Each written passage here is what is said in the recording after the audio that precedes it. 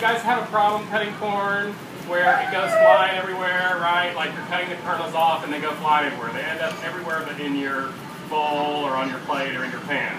So there's one really easy way to get past that, which is to first cut the corn in half. And then it's shorter. So all those little corn kernels that are coming off don't have as far to fall. So they don't go everywhere. So first I'm just going to cut the corn, and then now you just take your knife and you just come down the edges. And for this, I think what you want to make sure you don't do is go so close to the corn cob that you get kind of all of that, all of the really tough parts of the kernel that are right up next to the cob. So just, don't be too aggressive about it, but it's super easy. And you can see it's not flying nearly as far as it would fly if I were doing the whole, if I hadn't cut it in half first. So we've got that.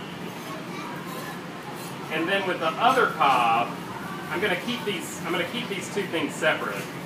So I'm going to keep the kernels in a little bowl. And when you eat this, when you get the samples here in a minute, you may find some of the corn silks in your sample. Now, getting the corn silk, when you're husking corn, getting the silks off the corn is one of the hardest things, it seems. What I do is I run under water and I take like a brush, and I brush to get the silks off, and then I use my hands. But I also sort of think of it a little bit like whenever you find a bug in produce that you get, it's almost a good thing. A bug in produce means that it was organic, so you can be assured that it was organic. Now it's better to find a bug than it is to find half a bug. Because if you find half a bug, it means that you might have eaten half a bug, right? But if you find a bug, it just means that they didn't spray it, that something lived on that food, which is what we want, right? We want food that things can live on.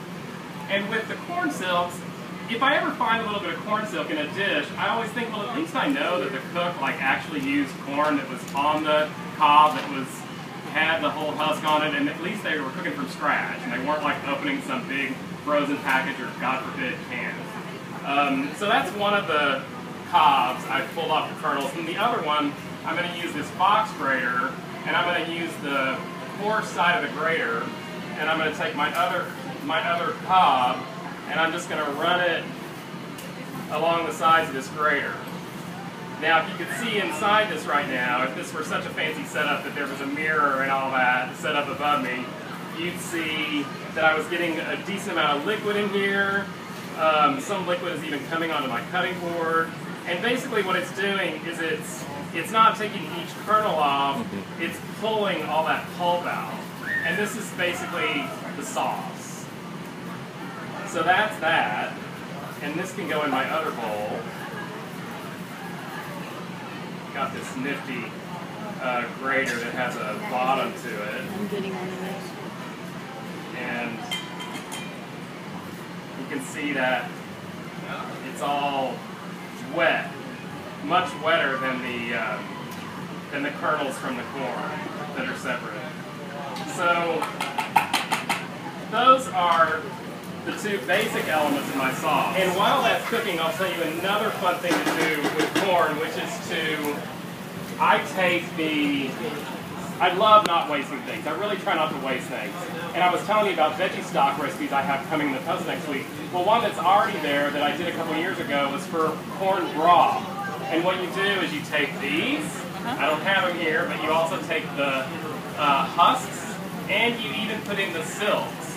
Husked silks, cobs, in a big pot, cover them with water, cook them for 20 minutes or so, and strain it out, and you've got this really lovely light corn flavored broth that's great for a corn risotto or a corn soup, or you can freeze it in ice cream trays and just use it as a little sauce here and there, throw it in sauce, it's delicious.